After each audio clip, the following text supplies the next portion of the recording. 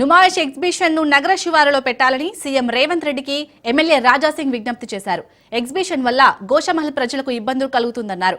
మరోవైపు నుమాయిష్ ఎగ్జిబిషన్ లో పార్కింగ్ వసూళ్లపై గోషామహల్ ఎమ్మెల్యే రాజాసింగ్ ఫైర్ అయ్యారు.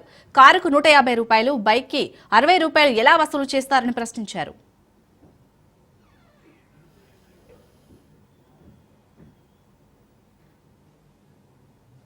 ఈ జనవరి నుంచి ఎగ్జిబిషన్ ప్రారంభమైంది. అది నా నియోజకవర్గంలోనే ఉంది. ఎగ్జిబిషన్ ఎన్నో సంవత్సరాల నుంచి ఎగ్జిబిషన్ అయితే జరుగుతుంది. కానీ ఒకప్పుడు ఎగ్జిబిషన్ ప్రారంభమయ్యే సమయంలో చాలా తక్కువ జనాభా ఉండేది. కానీ ఇవాళ జనాభా పెరిగింది. దాదాపు 45 days సరౌండింగ్ జనాలు గాని మోజంజాయ్ మార్కెట్ నుంచి ఏక్ మినార్ మస్జిద్ వరకు, ఏక్ మినార్ మస్జిద్ నుంచి అసెంబ్లీ వరకు ఎన్నో గంటలు రోడ్ మొత్తం జామ్ ఉంటుంది. సరౌండింగ్ మొత్తం న్యూసెన్స్ జరుగుతుంది. నేను గతంలో అసెంబ్లీలో ముఖ్యమంత్రి గారు ఉండే అప్పుడు కేసీఆర్ గారు వాళ్ళకి రిక్వెస్ట్ చేసిన ఈ ఎగ్జిబిషన్ కి సిటీ నుంచి బయట ట్రాన్స్ఫర్ చేయండి. దాదాపు ఒక 100 ఎకరాల భూమిలో ఎగ్జిబిషన్ పెడితే మంచి ఒక సిస్టమేటిక్ ఎగ్జిబిషన్ జరుగుతుంది. ఇంకా గ్రాండ్ గా ఎగ్జిబిషన్ కార్యక్రమం కూడా అక్కడ పెట్టుకోవచ్చు అని నేను అసెంబ్లీలో కూడా అప్పుడు రైజ్ చేసిన. కానీ వినలే. నేను మళ్ళొక్కసారి ఇప్పుడున్న ముఖ్యమంత్రి రేవంత్ రెడ్డి గారికి రిక్వెస్ట్ చేస్తున్నా, సిటీ నుంచి ఎగ్జిబిషన్ ని మీరు బయట పంపియండి. ఎందుకంటే ఏదైనా చిన్న ప్రమాదం జరిగితే